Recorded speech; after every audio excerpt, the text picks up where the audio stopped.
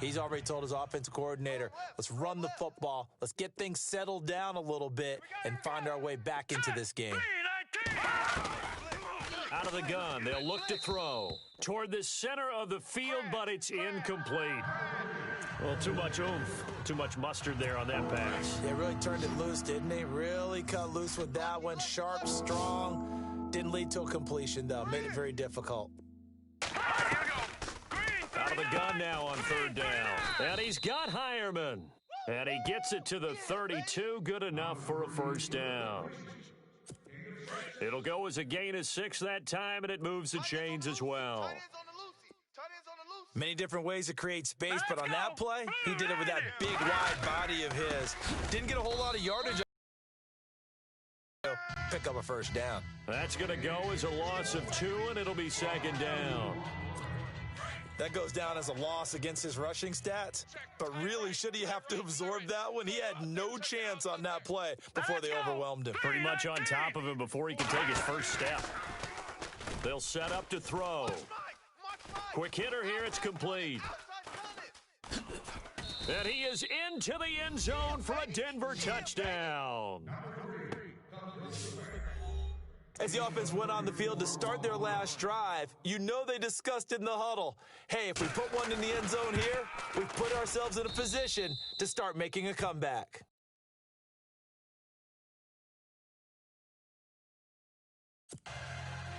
Now McManus on to kick this one off. This is fielded a couple yards deep. Oh, nice move. And he's up past the 20 to the 22-yard line. Before the offense changes hands here, let's look back at the Super Bowl February 5th. What a game. I know you were there calling it offensively, though. Impressive on both sides. It certainly was, and let's face it, if you're in Minnesota, it's cold outside, but you talk about the offenses, they heated up in a big way. And how about Nick Foles? The backup quarterback turned MVP. 373 yards, 3 touchdowns, and, of course, the big one receiving on the Philly special. Quite a story. And as you and I were talking about off air, it was just a fluid game. Not a lot of penalties, just really clean play. Exactly the type of game the NFL needed for the audiences at home. Watch really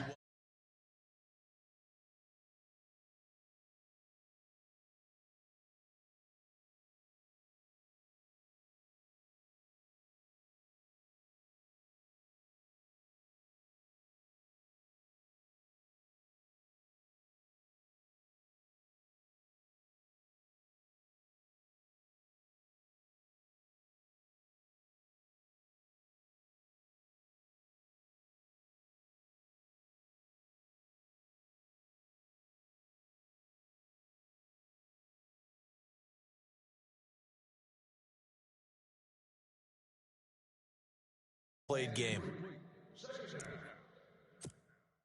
Second down now after the incompletion. We got double tight. They give to Martin. And the hole closes quickly. He gets it across the 35 to the 36-yard line. Just a couple there on the second down run. Now they're staring at a 3rd and 8 situation.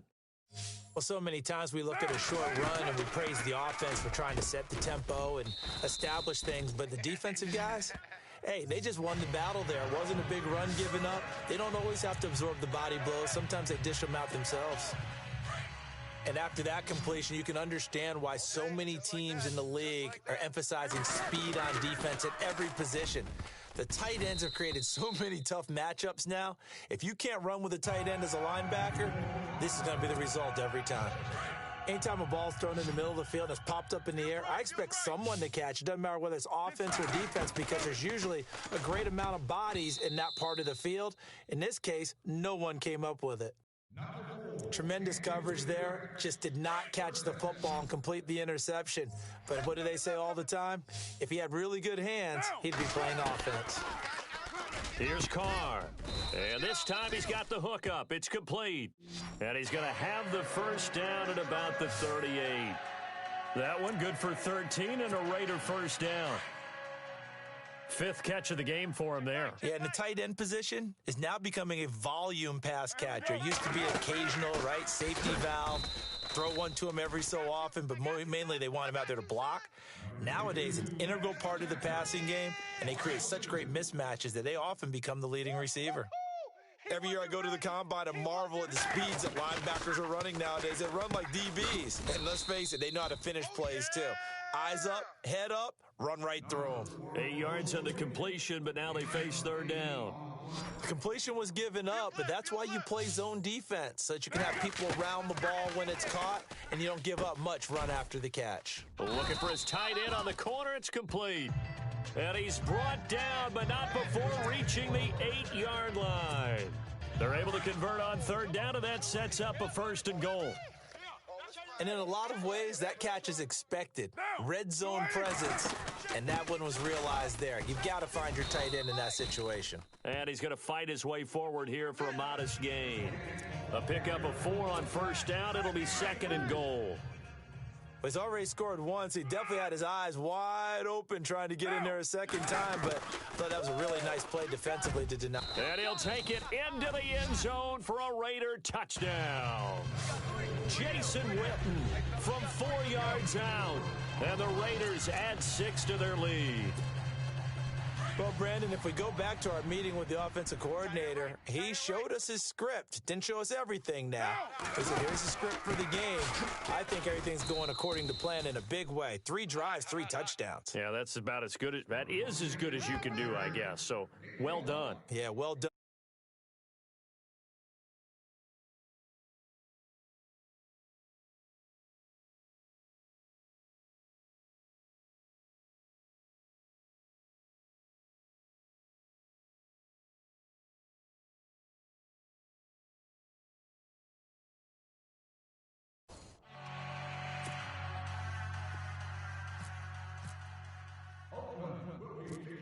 Now it's Nugent out to kick it away.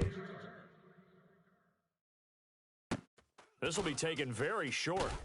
And they're going to start this drive in pretty good shape as they get it up past the 30. I want to give a hat tip real quick, Charles, to J.J. Watt before the possession switches here. Walter Payton, NFL Man of the Year, and they totaled up how much he helped raise for hurricane relief, $37 million. Incredible. Hurricane Harvey, which really hit the Houston area in a big way, and his original goal was $200,000. So congratulations to J.J. Watt and all the people who participated. And Greg Olsen of the Panthers, Benjamin Watson of the Ravens, both tight ends, also nominated and finalists for the most prestigious award as determined by the NFL, the Walter Payton Man of the Year Award. From the shotgun, he'll look to throw. And the hit jarred it loose. It's incomplete. That would have been a great catch, but it was real difficult to hold on to it because it was contested all the way. Would have been a great play if he'd been able to haul that one in. All right, here we go. 319. Here's a play fake as they set up to throw. Toward the sideline. Did he keep the feet in? Yes, he got them both down, says the side judge, and that's good enough for a 1st down. 17 yards for the Broncos there as they've got themselves a 1st down. And that's how you pick up a 1st down. Not only does he make the catch, but has enough body control to get his feet down inbounds, toe tapping, and dragging to make sure he gets it done. A gain of 3, 2nd down.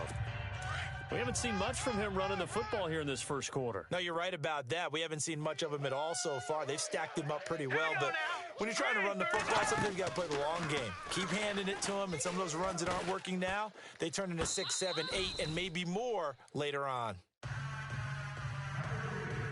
But tapping those toes, he tried to get both inbounds. He could not do it, though. In tap dance parlance, could not complete the shuffle.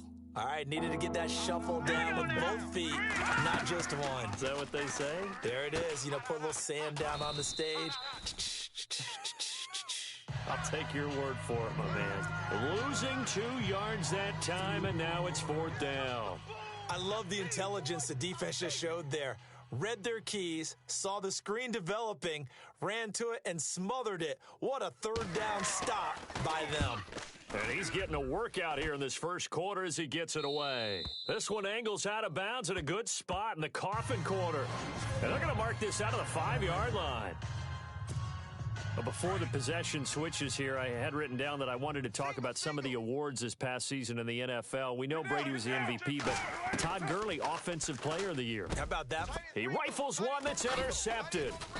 And how about this? It's the other Brandon Marshall that picks it off. And he will bring it back to about the 11-yard line. The Denver Broncos, they missed out on the playoffs for the second straight year. Their offense coming back onto the field here, and that's coming off that Super Bowl 50 win. I don't know that we expected them to go back-to-back or anything like that, but I certainly don't think we saw them missing the playoffs the last 2 years, right? No, you're correct on that one. And a big part of it is, what's one of those old adages in sports, that defense travels and defense is a constant? Well, the Broncos' defense has been exactly that. I mean, look, they were third overall in total defense in 2017. So the idea that they're going to drop to that type of a record with a defense that good, that just tells you about all. And down he goes, brought down a Raider sack. The amount of sacks that they've absorbed in this game is absolutely extraordinary. Let's just face it. This offensive line, flat out, cannot handle this pass rush. It's been demonstrated time and time again. Here we go now. Green 39. Green 39.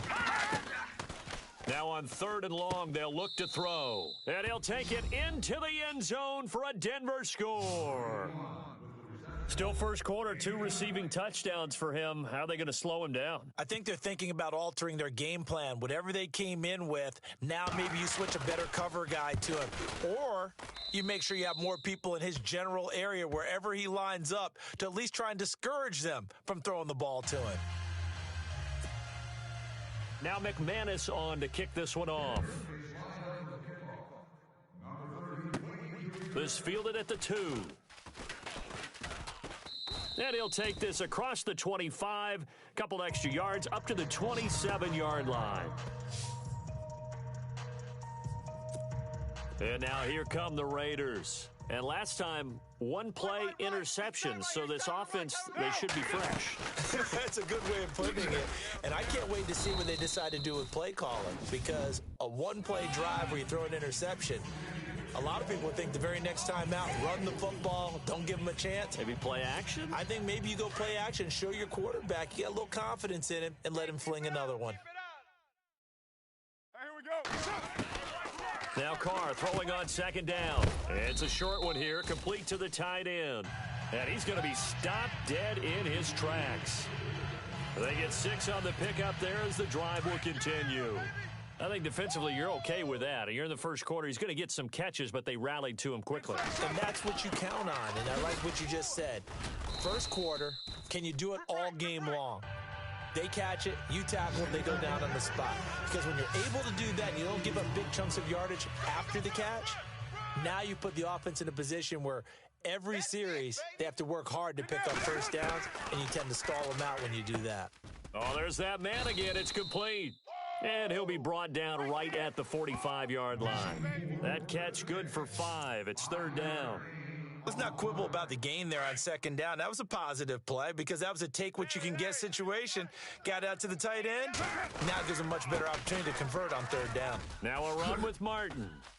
He's got a first down and then some inside the 40. And all the way in. Touchdown, Oakland. Doug Martin with his 2nd touchdown of this opening quarter. And the Raiders add on to their lead.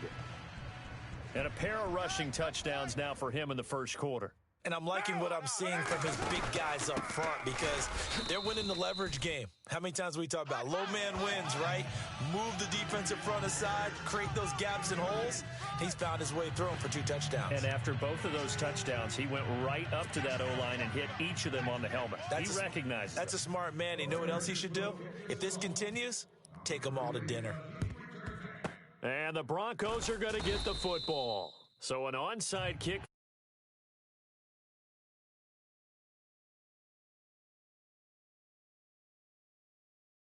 Keeper, I think.